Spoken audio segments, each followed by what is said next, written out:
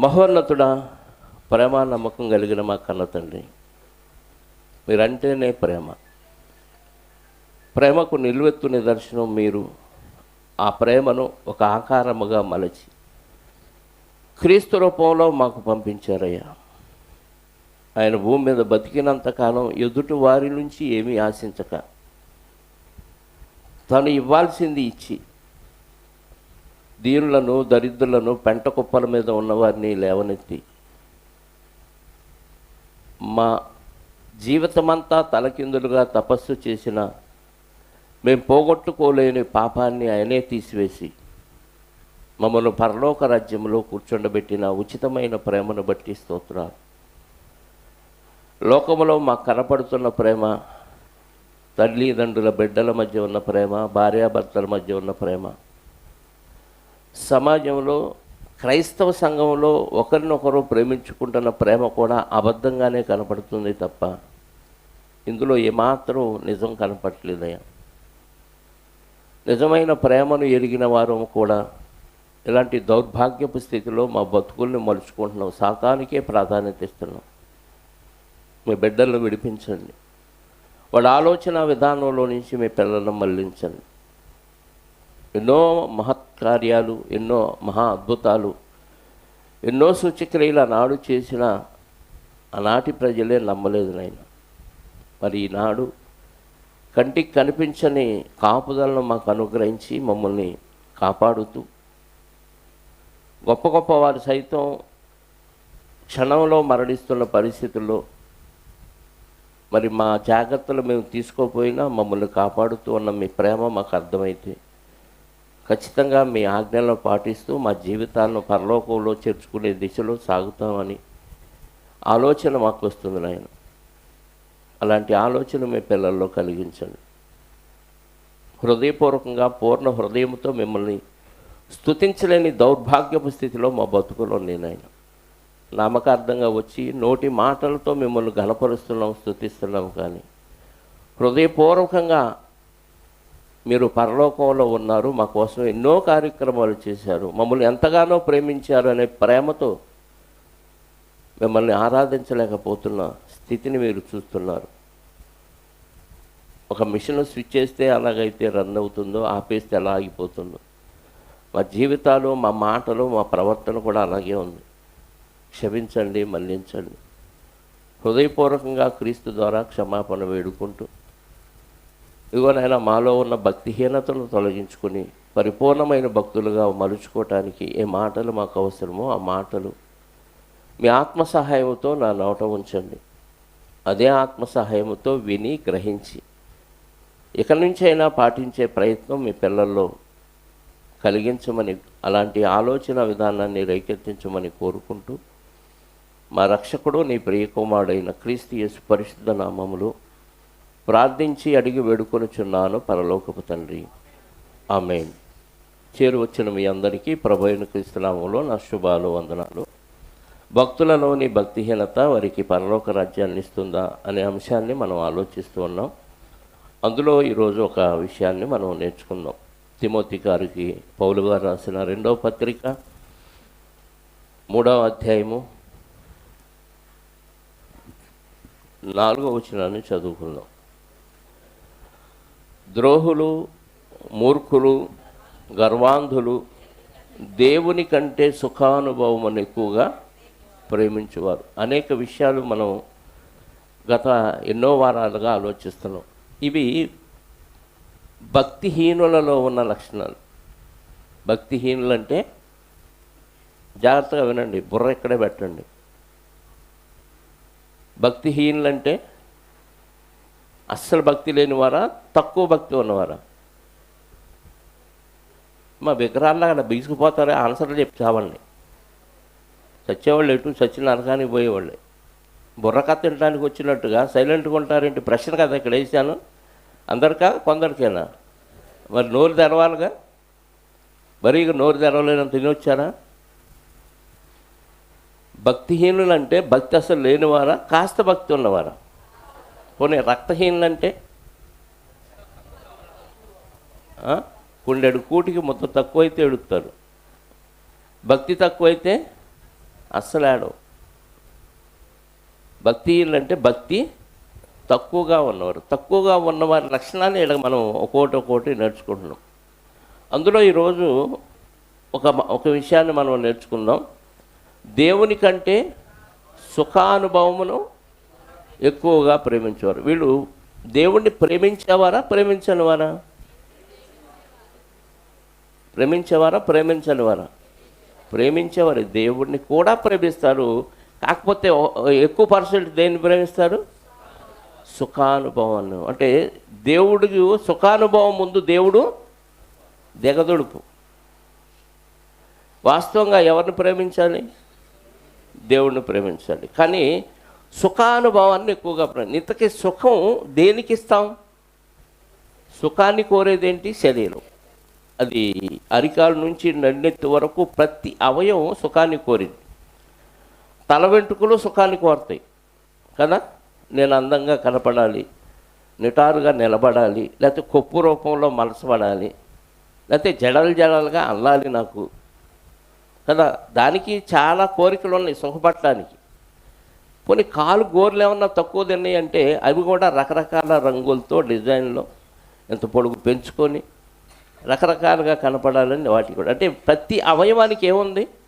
సుఖం కావాలి అనే కోరిక ఉంది. పోనీ ఈ కోరికలన్నీ తీర్చిన మనం పరలోకం వెళ్తామా అని అంటే వెళ్ళం. ఈ కోరికలు అడిగి తీర్చుకున్న ఈ శరీరం నీతో వస్తుందా చనిపోయినప్పుడు అంటే? రాదు. మరి రాని శరీరం కోసం దేవుణ్ణే ప్రేమించటం తగ్గించి దీన్ని ప్రేమిస్తున్నామంటే మనం నిజమైన భక్తిహీనుల్లో మూర్ఖులం. భక్తిహీనుల్లో సామెతల్లో ఇందాక ఒక మాట చూశాను. గోధుమలతో పాటు మూర్ఖుని కూడా రోట్లో వేసి దంచితేనంట అప్పుడు కూడా అది మూర్ఖత పోదంట. ఈ మందిరంలో వేసి దంచుతూ ఉన్నాను, ఎవ్వరు నా మూర్ఖత పోవట్ల. ఇక్కడ బాగానే ఉంటున్నారు. ఇంటికి వెళ్ళే వాళ్ళకి భర్త మీద భార్య, భార్య మీద భర్త, భార్య భర్తలు కలిసి పిల్లల మీద, వీళ్ళందరూ కలిసి ఇరుగు పొరుగు వారి మీద గొడవలే. అంటే దేనికి వస్తాయి గొడవలు? చెప్పండి, దేనికి వస్తాయి? యాకోబు పత్రిక చెప్తున్నాడుగా, ఎంత సీక్రెట్ రాయించాడో చూడండి 4వ అధ్యాయంలో. దేనికి వస్తాయి అంట గొడవ? మీలో యుద్ధములు, ఒకడితో ఒకడు ఫైటింగ్లు, మాటలతో యుద్ధం, పోరాటం ఎందుకు జరుగుతుందంట? అంటే శరీర కోరికేనా? శరీరం సుఖం కోరుతుందా? ఈ శరీరం ఏం కోరుతుందంట? శరీరములో పోరాడుతుంది. భోగేచ్ఛలు అంటే సుఖం కావాలని శరీరం కోరుతుంది. ఈ సుఖం ఎవరి వలన మనం కోల్పోతున్నామో వాళ్ళతో మనం ఏం చేస్తాం చెప్పండి? యుద్ధం చేస్తున్నాం. అది మాటల యుద్ధం కావచ్చు, చేతల దాకా పోవచ్చు. చివరికి వీళ్ళు తన్నేది కాక పోలీస్ స్టేషన్కి వెళ్ళి అక్కడ తన్నించే కార్యక్రమాలు కూడా పెడుతున్నారు. అక్కడ ఆయనదంతే, ఇక్కడ వీడు శరీరంలో సుఖం అనుభవిస్తున్నాడు. ఎంత దౌర్భాగ్యపు ఆలోచన! ఇవన్నీ సాతానుగాడు కల్పించిన తంత్రాలు. వాక్యం చదివినోడికి ఈ తంత్రాలన్నీ తెలియాలి, కానీ తెలియట్లేదంటే మనం దేవుని కంటే సుఖానుభవాన్ని ఎక్కువగా ప్రేమిస్తున్నాం. మీలో యుద్ధములో పోరాటములు దేని నుంచి కలుగుతున్నవి? మీ శరీరంలో భోగేచ్ఛ పోరాడుతుందంట. ఎందుకు? నువ్వు సుఖంగా ఉండాలి, నువ్వు సంతోషంగా ఉండాలి, నువ్వు సౌకర్యవంతంగా ఉండాలి. దీనికి ఎవడడ్డొచ్చినా, అది భార్య కానీ, భర్త కానీ, అన్న కానీ, తమ్ముడు కానీ, చెల్లి కానీ, ఇరుగు పొరుగు ఎవడడ్డొచ్చినా లేపేయి. వాడితో గొడవపడు, వాదోపాదాలు చేయి, ఖండించు, గద్దించు, వాళ్ళకు బుద్ధి చెప్పు. వాక్యంతో కాదు, నీకు వచ్చిన మహాజ్ఞానంతో వేసేయి. అంటే శరీరంలో భోగేచ్ఛలు పోరాడుతుంటే ఈ పోరాటం ఎవరి మీదకు తిప్పుతున్నావు? శరీరాన్ని నలకొట్టుకొని పోరాటాన్ని ఆపేయి. అది భక్తుల లక్షణం. ఎదుటివాడికి కీడు చేసే ఏ ఆలోచన, ఎదుటివాడిని దూషించే ఏ ఆలోచన నీ మనసులో ఉన్న దాంతో పోరాటం చేయి. అదేమో శరీరాన్ని సుఖపెట్టు అని పోరాటం చేస్తుంది. మనమేమో ఆ పోరాటాన్ని తీసుకొచ్చి బాహ్యంగా తీసుకొచ్చి బయట వాళ్ళతో పోరాటం చేస్తున్నాం. నిన్ను ఎవడు దూషించినా, హింసించినా, అవమానపరిచినా, ఏదన్నా చేయని నన్ను కాదు తిడుతుంది, నన్ను కాదు దూషిస్తుంది, నన్ను కాదు కొడుతుంది అనుకునే స్టేజ్లో నీ భక్తి ఉండాలి. అలా ఉండాలంటే ప్రభు శ్రమలో నీకు అర్థం అవ్వాలి. ఈ అర్థం కావట్లా. మనం లిటరల్గా చెప్తున్నాం, యేసుక్రీస్తు వారు సిలువ వేయబడ్డాడు, శ్రమలు పడ్డాడు, ముళ్ళ కిరీటం పెట్టుకున్నాడు, కాళ్ళ చేతుల్లో మేకుడు కొట్టున్నాడు. పిల్లలు సండే స్కూల్ పిల్లలకు నేర్పితే వాళ్ళు ఎలాగైతే వల్లి వేసి చెప్తారో పెద్దోళ్ళు కూడా అదే చెప్తున్నారు. కానీ ఆ బాధ వెనక ఉద్దేశం అర్థం కావట్లేదు.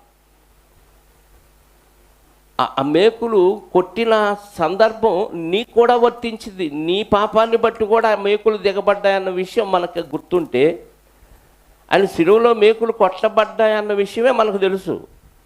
దాని వెనక కారణం నువ్వు నేనన్న విషయం కూడా మనకు గుర్తుంటే ఎవరిని అలా దూషించం.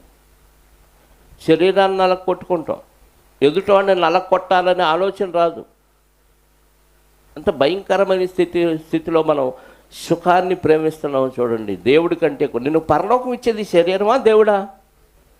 దేవుడు శరీరాన్ని ఇచ్చి ఈ శరీరంతో ఆయన కార్యక్రమాలు చేసి నువ్వు పరలోకం వచ్చేయమని దేవుడు చెప్తుంటే, దీది కోరే భోగ్యచ్చల కోసం దేవుడికి దూరం అయిపోతున్నాము, సహోదరులకు దూరం అయిపోతున్నాము.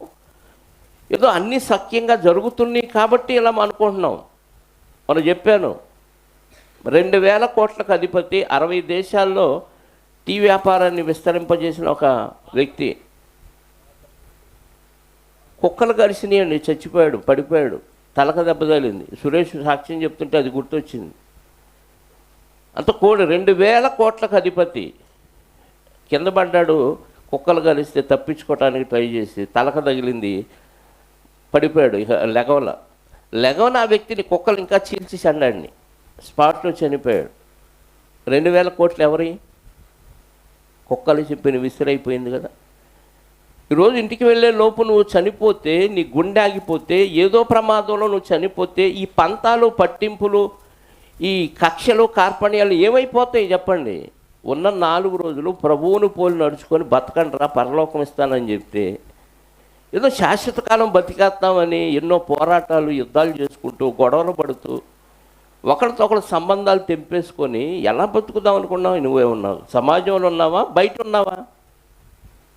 సాతానుగాడి లక్షణాలు పుష్కలంగా భక్తుల్లో కనపడుతున్నాయి. భక్తిహీనులు సుఖాన్ని ప్రేమిస్తున్నారంట. ప్రభువారు ఏమన్నారు తెలుసా? ఈ విషయం మనకు అర్థమైతే ఇంకెవ్వరిని ద్వేషించమండి. మత్తయి సువార్త 19వ అధ్యాయం, మత్తయి సువార్త 19వ అధ్యాయం 29వ వచనం చూడండి. దేన్ని ప్రేమించమన్నాడు ప్రభువారు? మత్తయి సువార్త 19:29, నా నామము నిమిత్తము. నా నామం అంటే క్రీస్తు నామం అంటే నా లక్షణాల్లో నువ్వు బ్రతకటానికి, నా నామము నిమిత్తం అంటే ప్రభువులాగా నువ్వు బ్రతకటానికి అవసరమైతే వాళ్ళు అడ్డొస్తే, ఎవరు?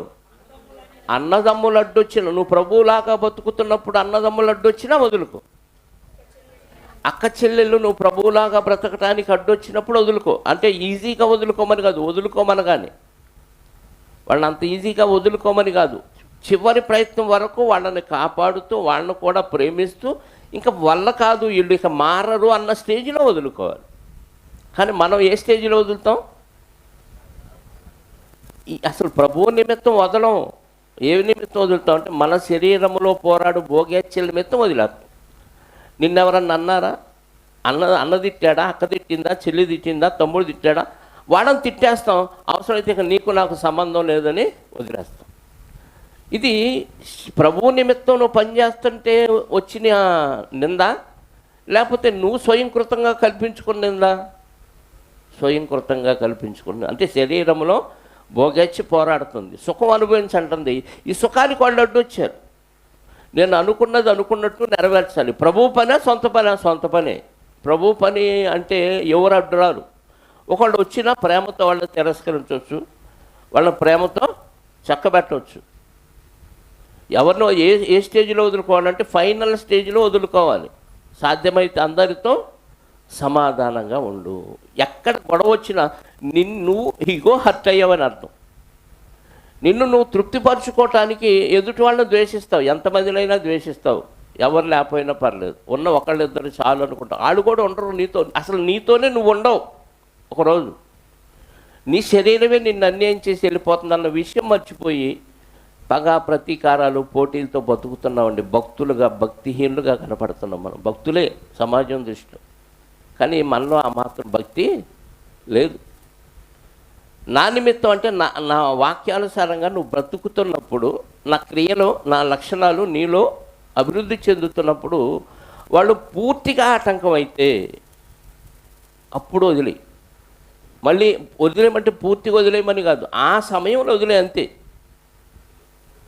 నేను ఎన్నోసార్లు మావిడికి బాగోపోయినా ట్యాబ్లెట్ వేసి వెళ్ళిపోయాను పరిచయానికి. ఎవరు ఉండేవాళ్ళు కాదు. ఒకప్పుడు ఈ ప్రాంతం అంతా అడివే, అన్ని చెట్లే, ఎవ్వరు ఉండేవాళ్ళు కాదు. పెద్ద కేకేసిన చుట్టుపక్కల ఇల్లు కూడా లేవు, ఎవరికి వినపడదు. అలాంటి స్థితిలో వదిలేసి వెళ్ళిపోయాను.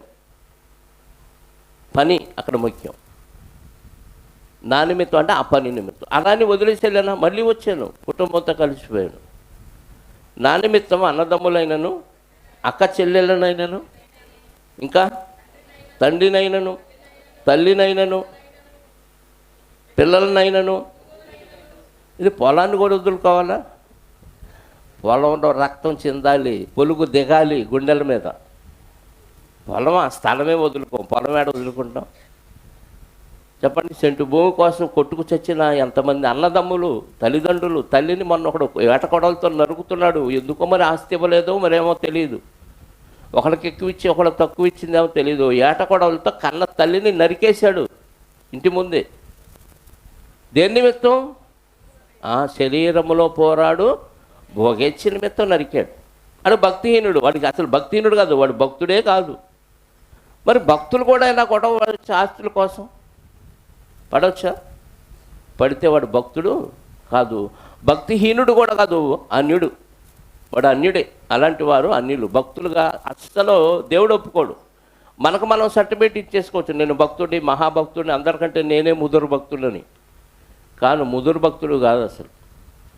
పూర్తిగా భక్తిలో లేని వ్యక్తి. భూములు కూడా వదులుకోవాలంట, ఇంటిని వదులుకోవాలంట. విడిచిపెట్టిన ప్రతివాడు 100 రెట్లు పొందును, విడిచిపెట్టని ప్రతివాడు నిత్య నరకము పొందును. ఎప్పుడైనా ఇల్లు వదిలొచ్చారా పరిచర్యకి? నా నిమిత్తం అంటే యేసుక్రీస్తు లక్షణాల్లో నువ్వు మారి నలుగురిని మార్చడానికి ఎప్పుడైనా కొంపదులు వచ్చారా ఈ బ్యాచ్? చెప్పండి. ఎక్కడికి పరిచర్యకి రాము. ఎప్పుడు పని, పడుకోవటం, తినటం, లేవటం, అప్పులు చేయటం, అప్పులు తీర్చుకోవటం. ఈ దరిద్రం సత్య తప్ప బాదు. దేవుడిచ్చిన బతుకుని ఎంత వ్యర్థం చేసుకొని నిత్య జీవాన్ని కోల్పోతున్నారు అర్థం కావట్లేదు. నాకు అనిపిస్తుంది కేవలం విశ్వాసం ఉంచామని చెప్పుకుంటున్నారు కానీ నిజమైన విశ్వాసం లేదు. డాక్టర్ చెబితే ఈ మందులు వాడుతూ ఇవి తినకూడదు అంటే మనం మానేస్తాం. ఎందుకంటే డాక్టర్ మీద విశ్వాసం. డాక్టర్ చెప్పాడు కాబట్టి ఇది తింటే రోగం పెరిగిద్ది, తినకపోతే తగ్గిద్ది. దేవుడు చెబితే మానేయట్లేదంటే ఏంటి విశ్వాసం? ఉన్నట్ట లేనట్ట?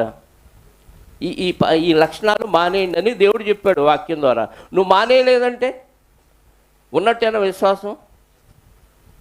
చెప్పండి. లేనట్టే కదా. మానేస్తున్నారా? మానేయం. మానవా మానేయమంటే మేము అస్సలు మానలేము, చచ్చేదాకా మానలేము. మానోళ్ళు ఎక్కడికి వెళ్తారు? ఆరని అగ్నిలోకి వెళ్ళిపోతారు. అది తెలుసా? అది కూడా విశ్వాసమే. నిజంగా తర్వాత నరకం ఉంది అనే విశ్వాసం ఉంటే కూడా దానికి భయపడతారు. అక్కడ కూడా మనం భయపడలేదంటే చచ్చి నాకు నరకం ఏడుంది, ఏదో చదువుతాం అంతే. ఆ బాధ నువ్వు రోగంతో మంచాన పడ్డ రోజు కొంచెం ఒక చిన్న అణువంత నరకం నీకు కనపడింది, నరకపు లక్షణం కనపడింది. పూర్తి అనుభవం రాదు అక్కడ. మంచాన బాధపడుతూ ఇబ్బంది పడుతూ ఉంటాం చూసావా?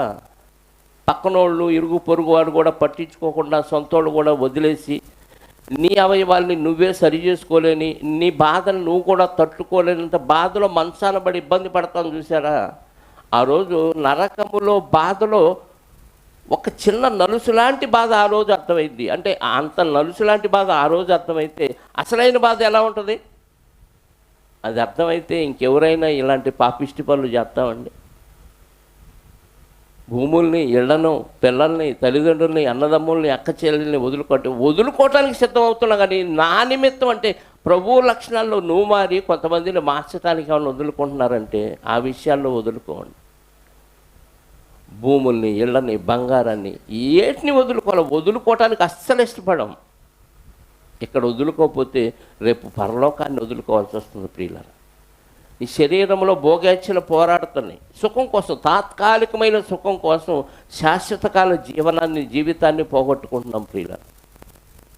లూకా సువార్త, దానికంటే ముందు యోహాను సువార్త 8వ అధ్యాయము 12వ అధ్యాయము 25వ వచనం. యోహాను సువార్త 12:25. తన ప్రాణమును ప్రేమించువాడు, ఇది ఇప్పటిదాకా వేటిని ద్వేషించమన్నాడు? అన్నదమ్ముల్ని, అక్క చెల్లెల్ని, తల్లిదండ్రులని, పిల్లల్ని, భూముల్ని, వీటన్నిటి బయట మనకు బయట ఉన్నవి ఇవన్నీ కదా, మనకి బయట ఉన్నవి. ఇప్పుడు మనలోనే ఉన్నదేంటి? ప్రాణం. ముందు నేను బతకాలి, నలుగురిని బతికించాలి అనుకుంటాం కదా. నేను సుఖపడి నలుగురిని సుఖపెట్టాలనుకుంటాడు కొంచెం భక్తి ఉన్నవాడు. నేను బాగుపడకపోయినా పర్లేదు, ఎదుటివాడు బాగుండకూడదు అనుకున్నాడంటే వాడు పరమశాడిస్ట్. ముందు బయటి వదులుకోవటం కొంచెం ఈజీ ఏమో కానీ ప్రాణాన్ని ద్వేషించటం అనేది ఉందో చూసారా, దాన్ని ఎవ్వరూ అస్సలు ద్వేషించరు. ఎందుకంటే ఎట్టి పరిస్థితుల్లో కూడా నేను బతకాలని ఆలోచిస్తాను తప్ప పోతే బాగుండు అని అనుకోం. ఏదో వైరాగ్యంలో కాసేపు ఆ డైలాగ్ వదులుతాం. కానీ నువ్వు చచ్చిపో అనగానే చచ్చిపోతావా? మోషే గారిలాగా. ఆరోగ్యం ఉంది, కటిచూపు బాగుంది, సత్తువ తగ్గలేదంట. నువ్వు మోయాబు పర్వతానికి వెళ్ళి నలుదిక్కులా కనాను దేశాన్ని చూసి చచ్చిపో అన్నాడు దేవుడు. యెహోవా మాట చొప్పున ఆయన మోయాబు దేశంలో మృతి పొందానని ద్వితీయోపదేశకాండం 34 తీయొద్దు రాయబడి ఉంది. అంటే దేవుడు చచ్చిపోమంటే అంత ఆరోగ్యం బాగున్నా చచ్చిపోయే ఆలోచన మనకు వచ్చిందా? దేవుని కోసం చావటానికి సిద్ధం. ఎందుకంటే చస్తే బతికించే దేవుడు నాకున్నాడు, అది విశ్వాసం. ఎక్కడ ఉందండి ఆ విశ్వాసం? ఏమి తిందాం, ఏమి తాగుదాం, ఎలా వ్యాపారం చేద్దాం, ఎలా కోట్లు గడిద్దాం, ఏం చేసుకుంటావు? సుఖముగాను నెమ్మదిగాను బ్రతుకు నిమిత్తం కలిగిన వాటితో తృప్తి కలిగి బతికే ఆలోచన ఏ భక్తుల్లో కనపట్లేదండి. ఎన్నో ఎత్తులు, పై ఎత్తులు, జిమ్మిక్కులు చేసి వ్యాపారాలు చేసి సంపాది. నీతో వ్యాపారం చేసిన వారు కూడా నీతో పాటు అలాగే మట్టిలో పోతారని ఉంది. ఎన్ని చేసినా ఎలాంటి ప్రయోజనం లేదు. భక్తి అర్థం కావట్లేదు. దేవుడి ప్రేమ మనకు అర్థమైతే మనం ఎదుటి వాళ్ళని అలాగే ప్రేమిస్తామండి. చివరికి తన ప్రాణాన్ని ద్వేషించువాడు నిత్య జీవము కొరకు దాన్ని కాపాడుకొను. అంటే ఇక్కడ పోయినా పర్లేదు, నా ప్రాణం పోతే బతికించి నిత్య జీవంలో పెట్టే దేవుడు నాకు ఉన్నాడు. ఆ విశ్వాసం ఉండాలి. ప్రాణాన్ని కాపాడుకోవాలి ఎలాగైనా సరే. డబ్బులు పోయినా పర్లేదు, ఆరోగ్యాన్ని కాపాడుకోవాలి, ప్రాణాన్ని ఇది మాత్రం పోకూడదు. ఏదో ఒక రోజు నువ్వు ఎంత కాపాడుకున్నా పోయిద్దా? ఎలా పోయిద్దో తెలియదు. కరోనాలో ఎంతమంది పోయారండి. విదేశాల నుంచి వచ్చారు డాక్టర్లు ఎస్పి బాలసుబ్రహ్మణ్యానికి ట్రీట్మెంట్ ఇవ్వటానికి. సింగర్ కాపాడారా? అంటే ఎవరు కాపాడలేరా? నీ వారు, నీ కన్న తల్లి, భర్త, భార్య, ఇంతమంది నీ మంచం చుట్టూ ఉన్నా నీ ప్రాణాన్ని వాళ్ళు పోకుండా ఆపలేదు. నీ ప్రాణాన్ని కాపాడుకోవటానికి నువ్వు ఎంత ప్రయత్నం చేసినా ఎలాంటి ఉపయోగం లేదు. దేవుడి కోసం దాన్ని ద్వేషించు. పోతే పోయింది. అందుకే చెప్తారు డాక్టర్ దగ్గరికి వెళ్తే, నువ్వు మాట్లాడకూడదు అన్నారు నా గొంతు పోయినప్పుడు, దగ్గు వచ్చినప్పుడు. నేను మాట్లాడుతూ చచ్చిపోతా, కానీ మాట్లాడకుండా సైలెంట్గా ఉండలేను. మాట్లాడకుండా సైలెంట్గా ఉన్న రోజుల్లో చస్తే నరకానికి పోతాను డాక్టర్ గారు. నేను మాట్లాడుతూనే చచ్చిపోతాను, గొంతు పోయినా పర్లేదు, పోయే వరకు మాట్లాడతానని చెప్పారు. నువ్వు తిరగకూడదు, వంగకూడదు, కూర్చోకూడదు అన్నారు నడువు నొప్పిని బట్టి. నేను ఒంట్లో ఓపుకున్నంతకాలం పరిచర్య చేస్తూనే ఉంటాను, పరిచర్యలో చచ్చిపోతాను తప్ప మీరు చెప్పిన రూల్స్ నేను పాటించను. మందులు ఇవ్వండి, తగ్గేయమని ఉంటే అన్నాను. ఎందుకంటే ప్రభు కోసం ప్రాణాన్ని ఇవ్వాలి. మనకు ప్రాణం ఇచ్చింది ఆయనప్పుడు, ఆయన కోసం, ఆయన పని కోసం ప్రాణాన్ని త్యాగం చేస్తే శాశ్వత కాలం ఈ ప్రాణాన్ని అక్కడికి చేర్చే బాధ్యత ఆయన తీసుకున్నాడు కదా. అది కదా మనకు ఉండాల్సిన విశ్వాసం. రెక్కాడితే కానీ డొక్కాడదు, పనికి వెళ్ళకపోతే ఇల్లు జరగదు. కాబట్టి దేవుడి పనికి దూరం అయినా పర్లేదు, నేను ఏ కాడికి సంపాదించుకునే పనిలోనే ఉంటానంటే సంపాదిస్తూ టప్మని పోతే, నన్ను సురేష్కి కుక్కలడ్డం వచ్చి పడ్డాడు, తలక తగిలితే పరిస్థితి ఏంటి? అటు నుంచి అటే వెళ్ళిపోతాడు. కోటీశ్వరుడే 20,000 కోట్లకు కోటీశ్వరుడే కుక్కలు కరిస్తే పడి చచ్చిపోయినోడు. ఈరోజు మనం బతుకున్నామంటే దేవుని దయ, దేవుని కృప. ఎట్ట పోతావు, ఎప్పుడు పోతావు తెలియదు. పనికెళ్ళి వస్తా ఏదైనా కుక్కడ్డ వస్తే, పందార్థం వస్తే పోతే నీ ప్రాణాన్ని నువ్వు ఎంత జాగ్రత్తగా కాపాడుకున్న ప్రయోజనం. దాన్ని నా నిమిత్తం ద్వేషించమంటున్నాడు. ఉంటే అంత, పోతే అంత ప్రాణం. ఇవాళ చెప్తే రేపటికి 2 నన్ను పరలోకం చేరుస్తాడు నా ప్రభు. అది విశ్వాసం అన్నాడు. అందుకే నా ప్రాణాన్ని ఏం చేయమంటున్నాడు? ద్వేషించువాడు నిత్య జీవము కొరకు దానిని కాపాడుకొన్నని మీతో నిశ్చయముగా చెప్పుతున్నాను.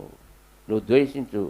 పని కోసం ప్రాణాన్ని ఎందుకు అంత కష్టపడతావని కొంతమందిని అడిగితే, ఏమండి రెక్కడితే కానీ డొక్కడదు, ఎక్కువ కష్టపడితే ఎక్కువ సుఖపడతావని అంటాడు. అంటే ప్రాణాన్ని సైతం ఆ కష్టాన్ని ఎందుకు పడుతున్నాడు ఎక్కువగా?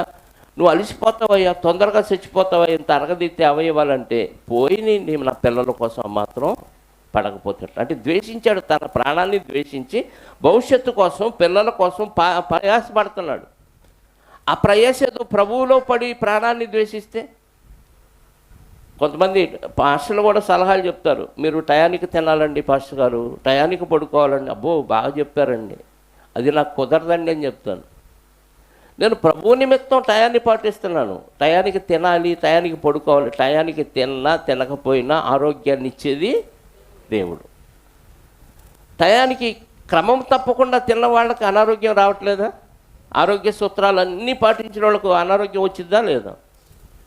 రేపు మంతెన సత్యనారాయణ కానీ, ఏల్చూరి కానీ, వీళ్ళందరూ ఏదో ఒక రోగంతో పోతారు గ్యారంటీ. వాళ్ళు ఎంతమందికి సలహాలు చెప్తున్నారు, అనారోగ్యంతోనే పోతారు వాళ్ళు గ్యారంటీ. అంటే నువ్వు ఆహార నియమాలు ఎన్ని పాటించినా పోవటం ఖాయం. కాకపోతే కొంచెం జాగ్రత్త. అదే ఈ లోక సంబంధమైన సాధకం, శరీర సంబంధమైన సాధకం కొంచెం మట్టుకే ప్రయోజనం. కానీ ఆత్మ సంబంధమైన సాధకం రాబో జీవితానికి కూడా ఉపయోగపడుతుంది. అది అర్థం కావట్లే మనకి. ఇక్కడ ఎంత ప్రయాసపడితే, ఎంత కష్టపడితే, ఎంత ఈ ఒళ్ళెరగ తీసుకొని పనిచేస్తే మనం అంత సంపాదించుకుంటామనే ఆలోచన. అది దేవుణ్ణి ఏమన్నా పనిచేస్తున్నాం, చుట్టుపక్కల వాళ్ళకి పిలిచి ఏం లేట్ అయినా పర్లేదు. నేను షాప్లో వర్క్ చేసేటప్పుడు తిండి లేదు, తిప్పలు లేవండి. ఉదయం మొదలు పెడితే రాత్రి అయ్యేది 10, 11, 12 కూడా అయ్యేది షాప్లోని. తిండి ఉండేది కాదు. ఎందుకంటే ఈ ప్రయాస ప్రభువునందు వ్యర్థం కాదని నాకు అర్థమైంది. కాబట్టి తింటే అంతా, తినకపోతే ఒకళ్ళు ఉన్నదేదో నలుగురు పంచుకొని పెట్టేవాళ్ళం, అదే తినేవాళ్ళం. ఎందుకంటే ఆ పరలోకంలో దేవుడు మాకు శాశ్వతానందం ఇస్తాడు. ఇక్కడ శరీరాన్ని నలకొట్టుకొని తిండి ఉన్నా లేకపోయినా, ఏదున్నా లేకపోయినా ఈ పని చేయాలి అనే ఆలోచన. అలాంటి ఆలోచనలో కనపడుతున్న భక్తులు ఎవరు కనపడట్లేదు. నాకు సమయం దొరికితే ఏదన్నా చేస్తా అంతే. దొరికితే సమయం నీకు దొరకాలంటే ఇప్పుడు కాళ్ళు చేతులు ఎర్రగొట్టి మంచాన పెట్టాలి. అప్పుడు కూడా నువ్వేం చేయలేవు మరి కదా. ఈరోజు అవయవాలన్నీ పని చేస్తున్నాయంటే దేవుడి దయ, నీ యొక్క టాలెంటా? దేవుడి దయే. నోటితో దయే అంటాం కదా. ఆ విషయం అందరికీ తెలుసు. దేవుడి దయ వల్ల నేను పని చేసుకుంటున్నాను అంటాం. కానీ ఆ దయ ఇచ్చిన దేవుడికి ఏం చేసావు? ఏమీ చేయట్లేదు. వచ్చామా, కూర్చున్నామా, వెళ్ళిపోయామా, తిన్నామా, వండుకున్నది, మళ్ళీ వెళ్ళామా. ఉదయం అవగానే, ఉదయం కాదు ఈరోజే మళ్ళీ పనికి వెళ్ళిపోయేవాళ్ళు ఉన్నారు చాలామంది. మరి ఈ పని ఎప్పుడు చేస్తావు? నా నిమిత్తం నువ్వెప్పుడు ఇవన్నీ వదులుకుంటావు? ప్రాణాన్ని సైతం ద్వేషించమన్నాడు. మార్కు సువార్త 8వ అధ్యాయం 34వ వచనం నుండి 34, 35. అంతటా ఆయన తన శిష్యులను జనసమూహమును తన యొద్దకు తన యొద్దకు పిలిచి, అంటే అందరినీ పిలిచాడా? ముందు ఎవరిని పిలిచాడు? ఆయన దగ్గర నేర్చుకునే శిష్యులను పిలిచాడు. తర్వాత జనసమూహాన్ని కూడా పిలిచాడు. తన యొద్దకు పిలిచి, నన్ను వెంబడింపగోరువాడు అంటే ఈ మాట ఆలోచన. తన్ను తాను ఉపేక్షించుకోవటం అంటే అర్థం ఏంటి చెప్పండి? మీకు అర్థమైంది చెప్పండి. ఉపేక్షించుకోవటం అంటే నీ దృష్టిలో నువ్వు లేవు. మీకు అర్థమైందా? తన్ను తాను ఉపేక్షించుకోనంటే నేను అనేది లేదు. ఇక నన్ను నేను ప్రభువుకు సమర్పించుకున్నా. నువ్వెవరో? నేను ప్రభువాడిని. నీకు సపరేట్ గుర్తింపు ఏమీ లేదు. నన్ను సపరేట్గా గుర్తించాలి, నన్ను సపరేట్గా సన్మానించాలి, నన్ను సపరేట్గా గౌరవించాలి, ఇది లేదు, ఇది ఉండకూడదు. ఉపేక్షించుకోవటం అంటే అర్థం ఏంటో తెలుసా?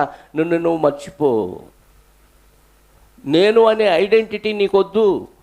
నేను ప్రభు శరీరంలోని ఒక చిన్న భాగాన్ని. ఎవరో నువ్వు? ప్రభు శరీరంలోని పలానాయన ఏం భర్త అండి అంటే గుర్తింపు భర్తకుందా? భార్య పలానాయన భార్య అంటే ఈయన అందరికీ తెలుసు, భర్త తెలుసు. ఈ భర్తను పరిచయం చేస్తూ ఈయన భార్య పలానా అంటే ఈయన ఎక్కువ, ఆమె ఎక్కువ. అక్కడ పోనీ పలానామెడ భర్త ఈయన అని పరిచయం చేసామనుకో, ఏం పాపులర్ అందరికీ. ఈయన ఆయన ఐడెంటిటీతో బ్రతుకుతున్న వ్యక్తి. ఇప్పుడు మనం ఎవరం? ప్రభువు వారం.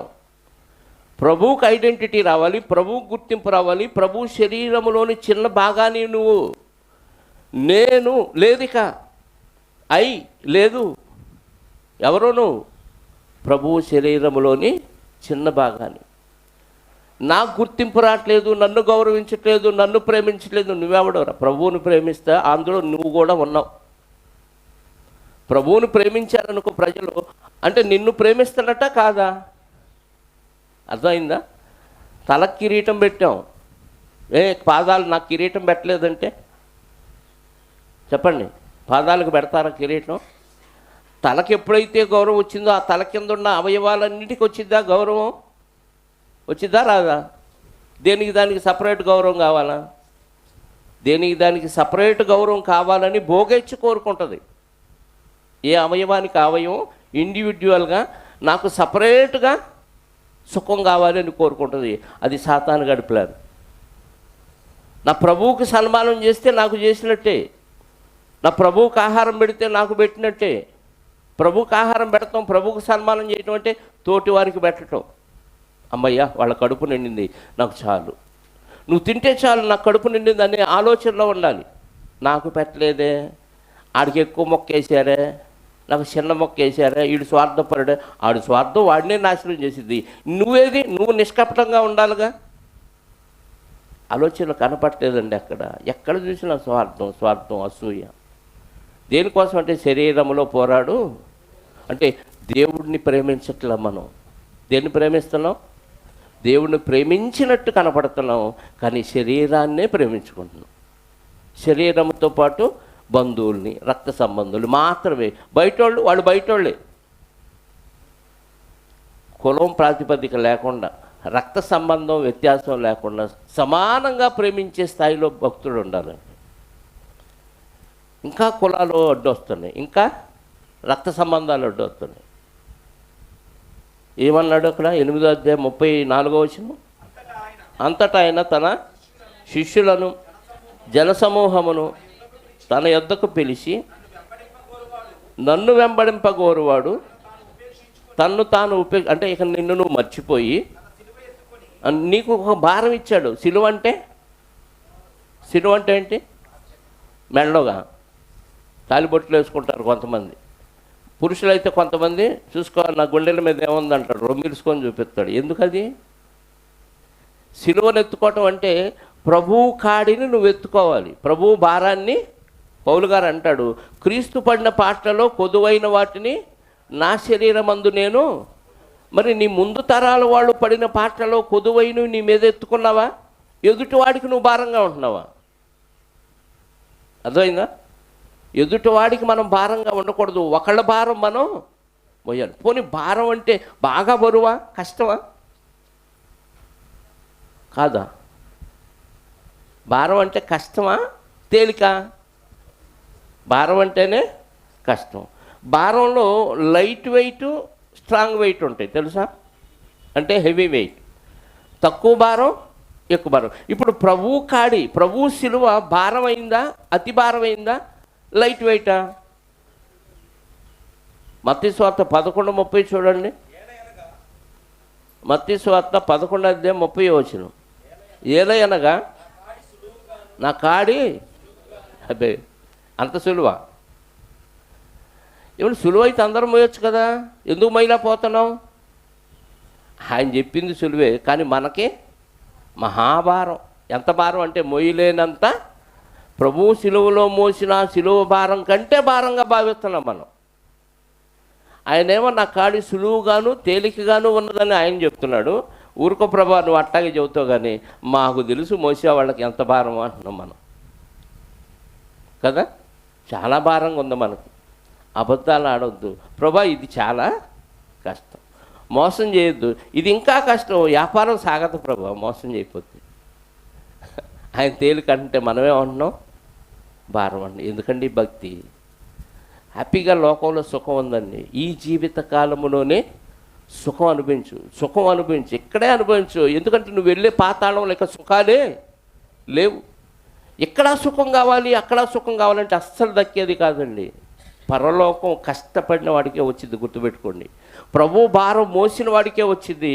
ఆ భారమే నీకు భారంగా అనిపిస్తే ఇంకా నీకు ఖచ్చితంగా పరలోకం రాదు. ఆ భారం తేలిక అంటున్నాడు ప్రభు.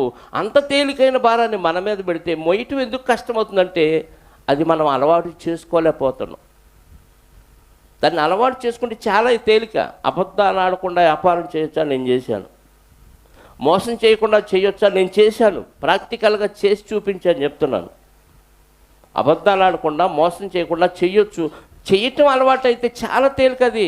అబద్ధం ఆడటానికి కష్టపడాలి, కహానీలు అల్లాలి, ఉన్న యథార్థం చెప్పడానికి కష్టపడాల్సిన అవసరం లేదు. ఈజీగా చెప్పవచ్చు, ఉన్నది ఇది, వస్తువు ఎంత, నా ఛార్జ్ ఎంత, ఇష్టమైతే చేయించుకో, లేకపోతే మాని, నో, ఇక ఇబ్బంది లేదు. ఇది 10 రూపాయల వస్తువు 100 అయిద్దండి అని అన్నాం అనుకో, దానికి కష్టపడాలి. వాడు ఒకవేళ ఎంక్వైరీ చేస్తే, వాడు ఒకవేళ తెలుసుకుంటే, వీడు అబద్ధం చెప్పాడని దొరికిపోతావా? ఒకనాడు చెప్తాడు, నేను పలానా చోటకి వెళ్ళాను, ఇలా చెప్పాడండి, నువ్వు 10 రూపాయల వస్తువులు 100 చెప్పావా, ఏంటి అబద్ధం వాడేవి అన్నావు అనుకో, అది డూప్లికేట్ అండి అంటాడు. మళ్ళీ ఇంకొక అబద్ధం. ఎంత కష్టపడాలి చూడండి. అదే యథార్థంగా మాట్లాడటానికి కష్టపడాల్సిన అవసరం లేదు. అందుకే తేలికన్నాడు. మోసం చేయటానికి కష్టపడాలి, ఎన్నో పన్నాగాలు పన్నాలి, వాడికి దొరకకుండా ఎలా తప్పు చేయాలని ఆలోచించాలి. కానీ ఉన్నదున్నట్టు చెప్పడానికి, ఉన్నదున్నట్టుగా ప్రవర్తించడానికి దానిలో ఇంక కన్నింగ్ ఏం లేదు. కాబట్టి ప్రశాంతంగా ఉంటుంది, నీ ఆరోగ్యం బాగుంటుంది, నీ ఆధ్యాత్మిక జీవితం బాగుంటుంది. అందుకే తేలిక అన్నాడు. నా భారం తేలికగాను నా కాడి సులువుగాను ఉందంటే మనమేమో ఇది డెడ్ ఈజీ కాదు ప్రభా, నువ్వు చెప్పినంత ఈజీ కాదు, చాలా కష్టం అంటున్నావు. అందుకే ఆయన మార్గాన్ని అనుసరించి అడుగుజాడలు వేసి వెళ్ళాడు. నువ్వు కష్టం అని అంటావేమన్నా, ఇదిగో నాయనా నేను నడిచి దారేసి వెళ్ళి, ఈ దారిలో నడవలే చాలు. ఆ అడుగులో అడుగు వేయటం కూడా రాకపోతే నీ అడుగు తప్పటడుగే పడిద్ది, ఆ అడుగు నరకానికి దారి తీసి. ఎన్ని మోసాలు, ఎన్ని కుట్రలు, ఎన్ని కుతంత్రాలు, వ్యాపారాలు చేస్తూ. ఏమంటే భార్యాభర్తల మధ్య కూడా ఓపెన్గా మాట్లాడుకునే పరిస్థితి లేదు ఈరోజు. ఎవడు చేసే గోతులు వాళ్ళు చేస్తానే ఉన్నాడు. భర్త వ్యవహారం భర్త చేస్తున్నాడు, భార్య వ్యవహారం భార్య. ఇద్దరి మధ్య పిల్లలు నలిగిపోతున్నారు, పసిపిల్లలు, హృదయాలు పాడైపోతున్నాయి. ఇది వాక్యం తెలియని వాళ్ళు చేశారంటే బాధపడాల్సిన పని లేదు. వాక్యం విని, ఎన్నో మాటలు విని కూడా వాటిని తీసి తొంగలో దొక్కి నా ఇష్టం నా జీవితం అని శరీరంలో పోరాడే సుఖభోగాల నుంచి నీ జీవితాన్ని నరకప్రాయం చేసుకుంటూ అనేకులను నరకప్రాయానికి చేసేవారిగా నువ్వు తయారవుతున్నావు. భక్తిహీనుల పరిస్థితి ఇలా ఉంటుంది. ఏమన్నాడు? మార్కు సువార్త 35వ వచనం 8:35. ఇక్కడ కూడా ఏమన్నాడు? తన ప్రాణమును రక్షించుకొనగోరువాడు దానిని పోగొట్టుకొనును, నా నిమిత్తము సువార్త నిమిత్తము తన ప్రాణమును పోగొట్టుకున్నవాడు దాన్ని. వాస్తవంగా నేను సురేష్ వాళ్ళ ఇంటికి ఎందుకు వెళ్ళాడో తెలియదు. సువార్త చెప్పడానికి వెళ్ళి వస్తా పోయాడు అనుకో, దాన్ని పొందుకుంటాడు. ఏదో పని మీద వెళ్ళి వచ్చాడు అనుకో, ఏమవుతాడు? ఉన్న వాస్తవం. నువ్వు నీ బంధువులు కలిసి రావటానికి ఏదో పేరంటానికి వెళ్ళో, పెళ్ళికి వెళ్ళో, తద్దినానికి వెళ్ళో, వాళ్ళని సంతోషపెట్టడానికి వెళ్ళి వచ్చావు అనుకో, పోతే అంతే, నరకానికి వెళ్ళిపోతావు. వాక్యం చెప్పటానికి వెళ్ళి వస్తున్నావు అనుకో, అది సువార్త నిమిత్తం వెళ్ళి వస్తున్నావు అనుకో, అప్పుడు పోతే ఎక్కడికి వెళ్తారు? దాన్ని తిరిగి దక్కించుకుంటాడు. అంటే మనం ఏ ప్రయాణం చేసినా ఏ నిమిత్తం చేయాలి చెప్పండి? ఏ నిమిత్తం చేయాలి? సువార్త నిమిత్తం. ఎవడొకళ్ళు కదిలించి వాక్యం చెప్తానే ఉంది.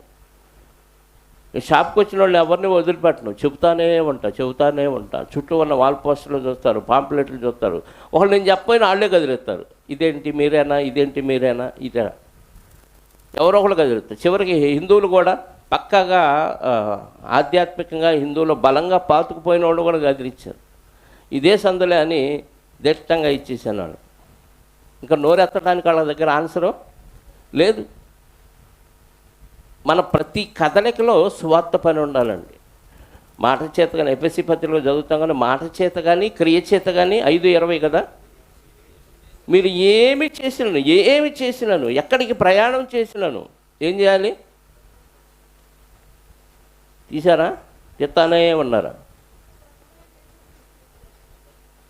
ఎఫెసీ పత్రిక 5:20, మన ప్రభు అయిన యేసుక్రీస్తు పేరిట సమస్తమును గూర్చి తండ్రి అయిన దేవునికి ఎల్లప్పుడూ కృతజ్ఞతాస్తుతులు. ఇది కాదు, కొలస్సీ 3:17 మరియు మాట చేతనే కానీ, క్రియ చేతనే కానీ మీరు ఏమి చేసినను ప్రభు అయిన యేసు ద్వారా తండ్రి అయిన దేవునికి కృతజ్ఞతాస్తుతులు చెల్లించుచు సమస్తమును ఆయన పేరిట చేయండి. ఏం చేయాలి? నువ్వేం చేసినా దేవుడికి థ్యాంక్స్ చెప్తూ సమస్తం ప్రభువు పేరిట చేయమన్నాడు, దేవునికి చేయమన్నాడు. అంటే ఏది చేసినా సువార్త పని ఉండాలి. అందులో మంచి చెప్పాలి, తనకి దేవుని గురించి పరిచయం చేయాలి.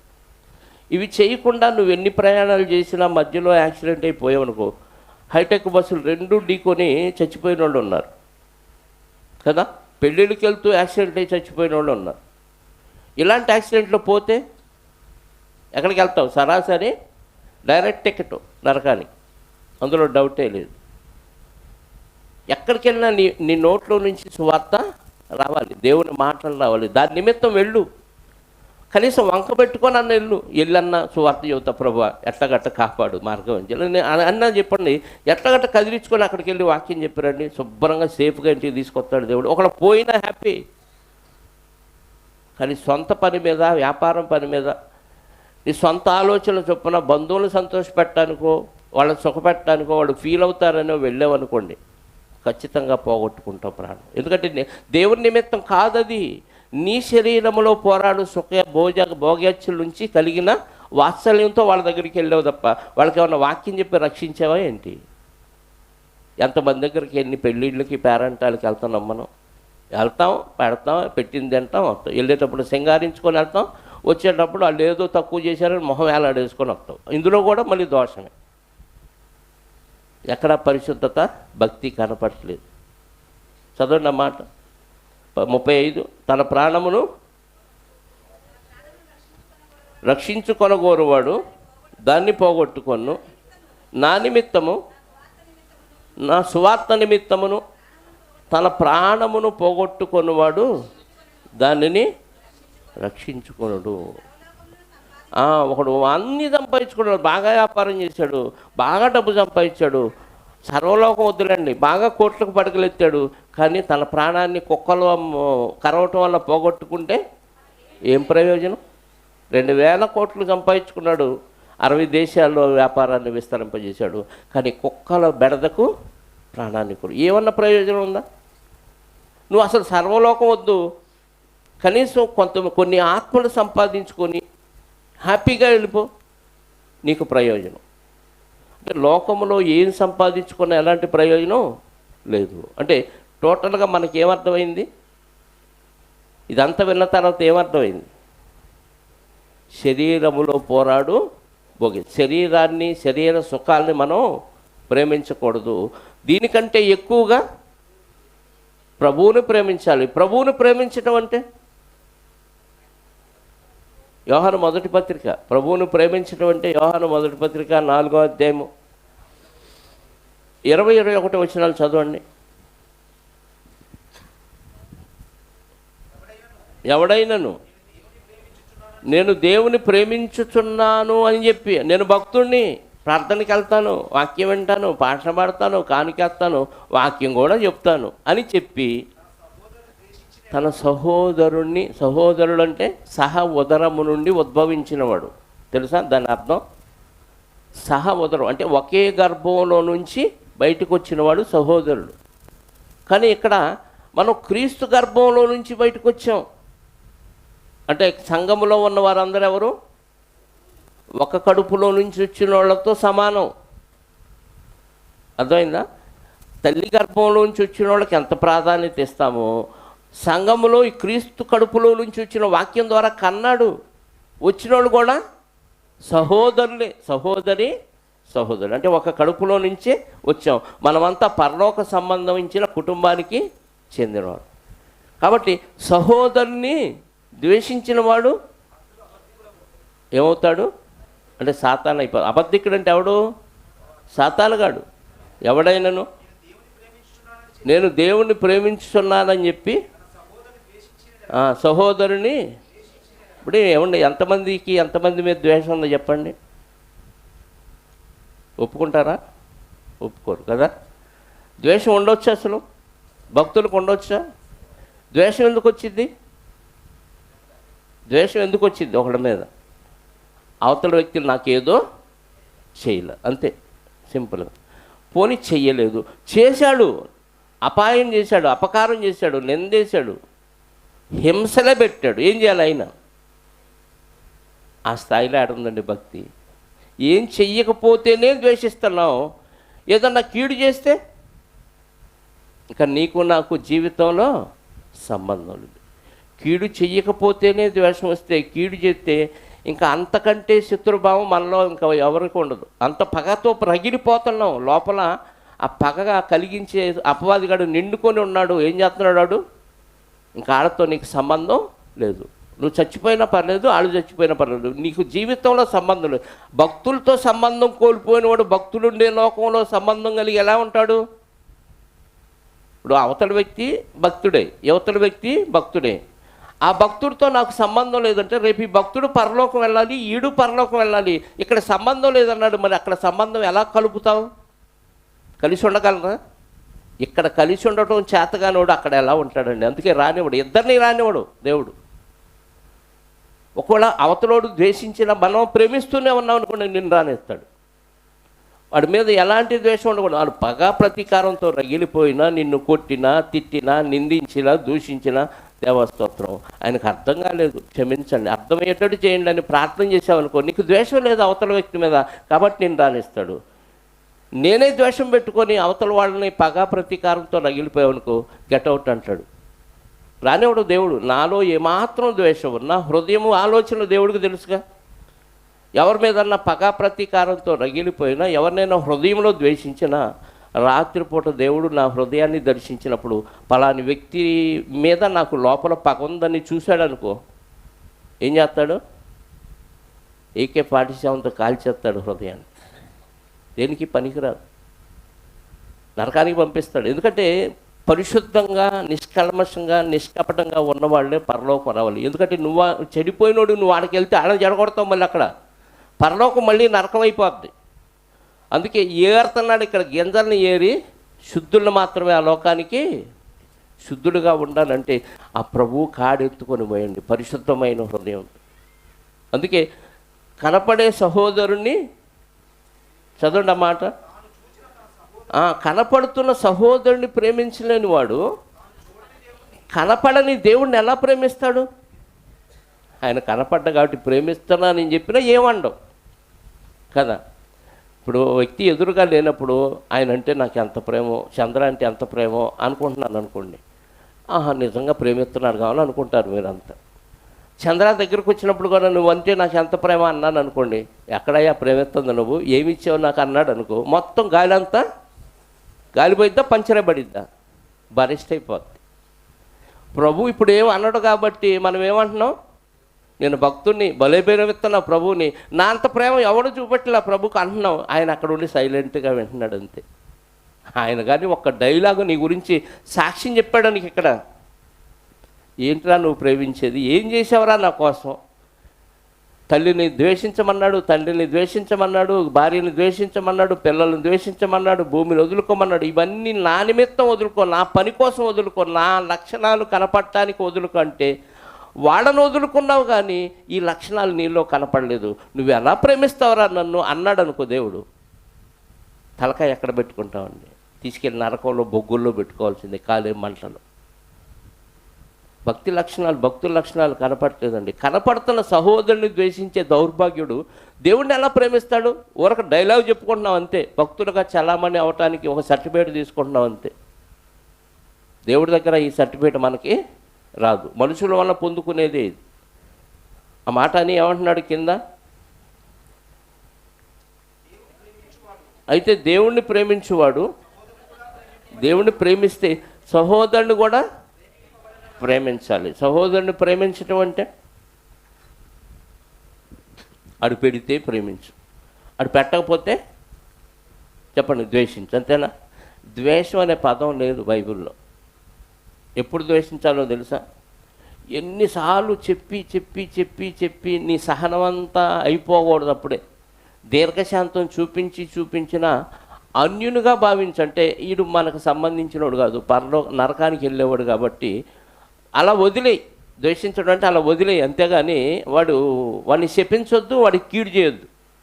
ద్వేషించడం అంటే అర్థం ఏంటో తెలుసా? వాడిని పట్టించుకోబాక అంతే. ఎందుకంటే ఎన్నోసార్లు చెప్పి చెప్పి ఎంత చెప్పినా మారలేదు కాబట్టి అలా వదిలేసాయి, పక్కన పెట్టి అంతే.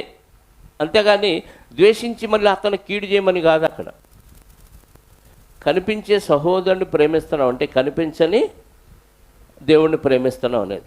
సహోదరుని ద్వేషిస్తున్నావు అంటే దేవుణ్ణి కూడా ఏం చేస్తున్నావు, ఎలా ద్వేషిస్తున్నావు?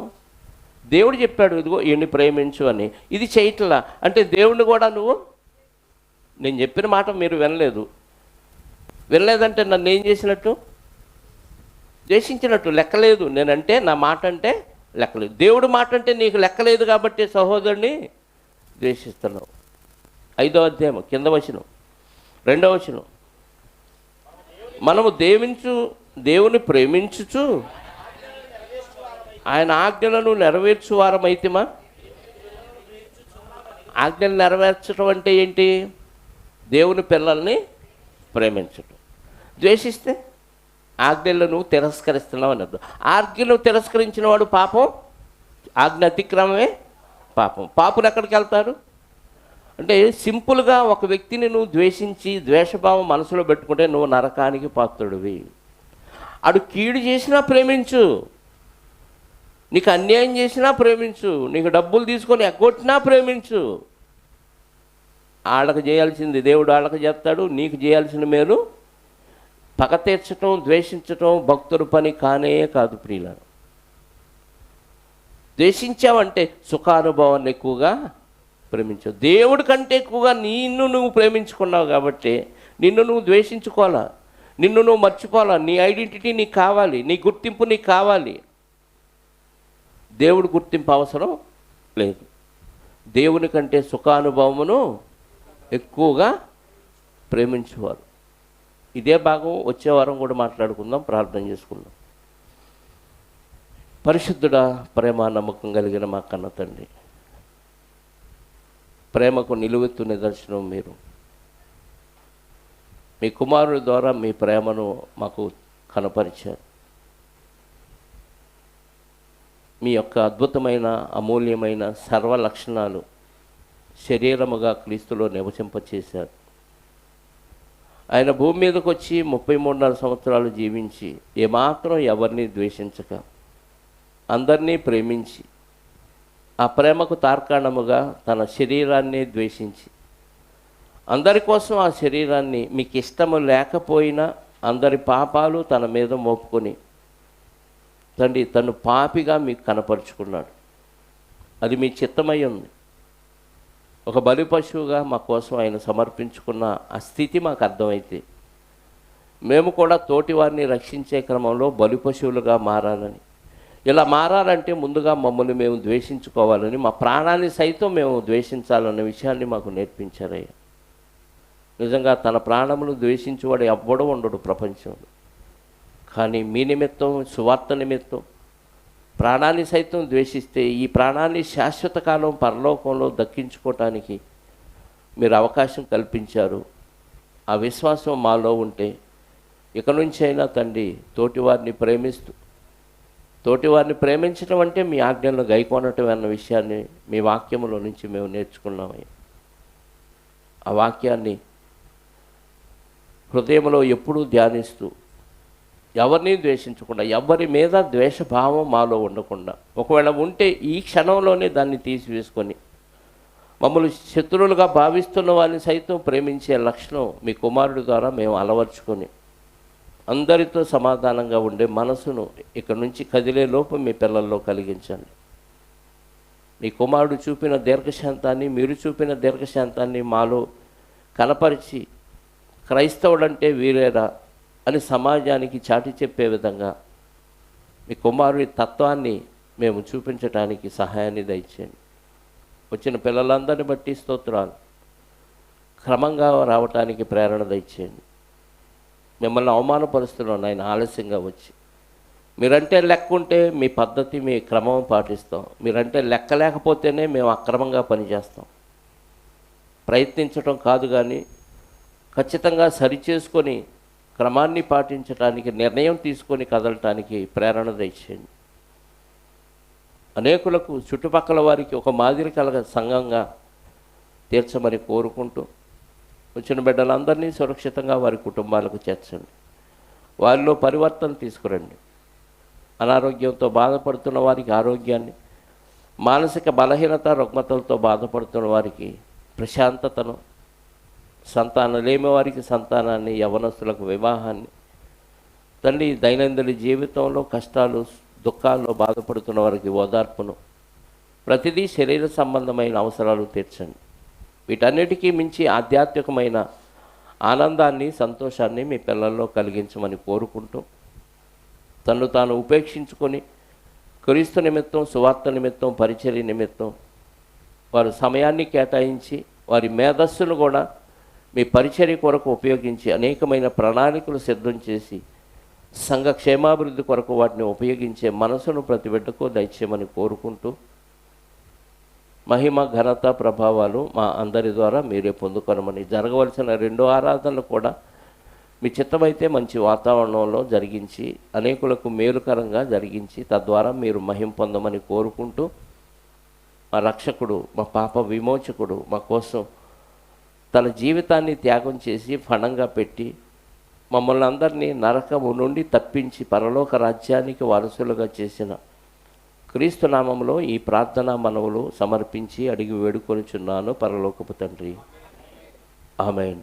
మనందరి కన్న తండ్రి అయిన దేవుని ప్రేమ, ఆయన ప్రియ కుమారుడైన యేసుక్రీస్తు వారి కృప, పరిశుద్ధాత్మ యొక్క అన్యోన్య సహవాసము ఇప్పుడు ఎల్లప్పుడూ సకల పరిశుద్ధులకు సదాకాలము తోడయుండి నడిపించునుగాక. ఆమేన్. అందరికీ వందనాలు.